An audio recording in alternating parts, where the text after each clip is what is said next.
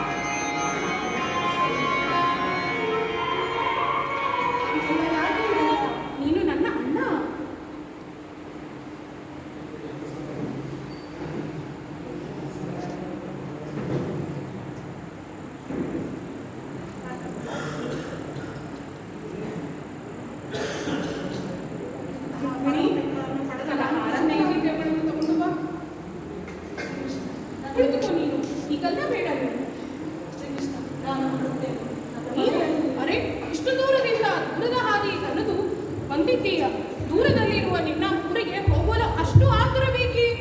ಶ್ರೀಕೃಷ್ಣ, ನನ್ನ ಮನೆಯಲ್ಲಿ. ನಿನ್ನ ಮನೆಯಲ್ಲಿ ಏನಿರುವುದು? ನಿನ್ನ ಮನೆಯಲ್ಲಿ ಇರು, ಫಲಹಾರ ಸ್ವೀಕರಿಸಿ ನಂತರದಲ್ಲಿ ಹೋಗುವಂತೆ.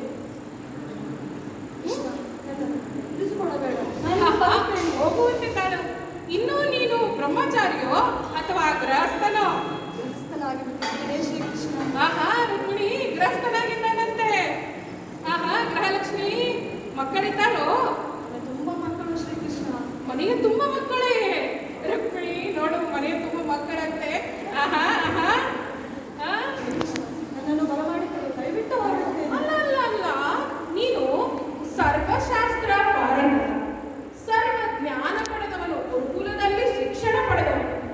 ನೀನು ನನ್ನ ದರ್ಶನಕ್ಕೆ ವೃತ್ತ ಹಸ್ತನಾಗಿ ಬಂದಿರಲು ಸಾಧ್ಯವೇ ಇಲ್ಲ. ಅಲ ಅಲ ಅಲ ಚೌರ ಮಿತ್ರ. ಆಹಾ ಆಹಾ, ಏನದು? ಅತ್ತಿಗೆ ನನಗಾಗಿ ಏನನ್ನಾದರೂ ಕಟ್ಟಿ ಕಳಿಸಿರ್ತಾರೆ. ಚೋರ ಮಿತ್ರ, ನನ್ನೊಟ್ಟಿಗೆ ವಿನೋದ ಮಾಡುವೆಯಾ ನೀನು? ಆಹಾ, ತರವಲ್ಲ, ತೆಗಿ ತೆಗಿ ತೆಗಿ ತೆಗಿ. ಆಹಾ ರುಕ್ಮಿಣಿ, ಇದೋ ನೋಡಲ್ಲಿ ಅತ್ತಿಗೆ ನನಗಾಗಿ ಏನೋ ಕಳಿಸಿದ್ದಾರೆ. ಆಹಾ, ಏನಿದು? ಅವಲಕ್ಕಿ. ಆಹಾ, ಅಮೃತ ಅಮೃತ. ಆಹಾ, ಅಮೃತ, ಪರಮ ತೃಪ್ತಿ. ಆಹಾ, ಭಕ್ತನ ಭಕ್ತಿಯ ಪ್ರಸಾದ. ಸಾಕು ಸ್ವಾಮಿ, ಸಾಕು. ಈ ಎರಡು ತುತ್ತಲ್ಲೇ ವ್ಯಾಪಾರ ಲೋಕವನ್ನು ನಿಮ್ಮ ಸ್ನೇಹಿತನಿಗೆ ಅರ್ಪಿಸಿದರೆ ಒಂದೇ ತುತ್ತಲ್ಲಿ ನೀವು ಅದೇ ನೆನೆಸಬೇಕಾಗುತ್ತದೆ ಸ್ವಾಮಿ. ಇದನ್ನೇ ಲಕ್ಷ್ಮಿ ತಗೋ, ಇದು ನೀನು ಪಡೆದುಕೋ, ಸ್ವೀಕಾರ ಮಾಡಿ ಅವನನ್ನೂ ಹರಿಸು. ಶ್ರೀಕೃಷ್ಣ, ನಾನಿಲ್ಲಿ ಹೊರಡುತ್ತೇನೆ. ಅಯ್ಯ, ಹಾಗಾದರೆ ಹೇಗೆ? ಬಂದ ಅತಿಥಿಯು ಹೋಗಲೇಬೇಕು. ನಾನು ನಿನ್ನನ್ನು ನಿಲ್ಲಿಸುವುದು ತಪ್ಪಾಗುತ್ತದೆ. ಹೋಗಿ ಬಾ. ಹಾಗಾದರೆ ಇದನ್ನು ನಾನು ನೆನಪಿನಲ್ಲಿ ಇಟ್ಟುಕೊಳ್ಳುತ್ತೇನೆ, ನೀನು ಹೋಗಿ ಬಾ. 10 ದಿನಕ್ಕಾದರೂ ಆಗುವಷ್ಟು ಈ ಬಂಗಾರವನ್ನು ಪಡೆಬಿಟ್ಟರೆ ನನ್ನ ಮಕ್ಕಳಿಗಾದರೂ 10 ದಿನಕ್ಕಾದಷ್ಟು ಊಟ ಸಿಗುತ್ತದೆ. ಸುಧಾಮ, ಸುಧಾಮ, ಸುಧಾಮ, ನಿಂತುಕೋ ಅಲ್ಲಿ, ನಿಂತುಕೋ ಅಲ್ಲಿ. ನೀನು ಬರುವಾಗ ರಿಕ್ತ ಹಸ್ತನಾಗಿ ಬಂದಿರಲಿಲ್ಲ, ಅವಲಕ್ಕಿಯನ್ನು ತಂದಿದ್ದೆ.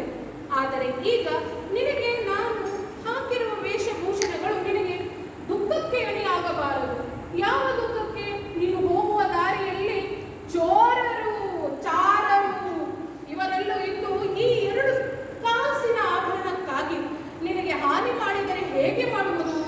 ಹಾನಿ ಆಗದಂತೆ ನೀನು ಇದನ್ನು ಹೇಗೆ ಬಂದಿದೆಯೋ ಹಾಗೆ ಹೋಗಿಬಿಡು. ಸತ್ಯವಾದ ಮಾತು ಶ್ರೀಕೃಷ್ಣ. ಇವತ್ತು ನಾನು ಮರೆತಂತಹ ಒಂದು ನೀತಿ ಪಾಠ ಮತ್ತೆ ನನಗೆ ನೆನಪು ಮಾಡಿಕೊಟ್ಟಿರುತ್ತೇನೆ.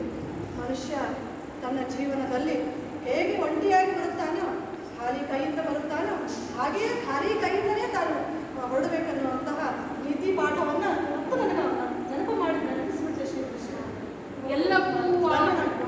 ಎಲ್ಲವೂ ಭಗವಂತನ ಇಚ್ಛೆ, ಭಗವಂತನ ಇಚ್ಛೆ. ನಾವು ಮಾಡುವುದು ಅವನ ಸೇವೆ. ಧನ್ಯವಾದಗಳು.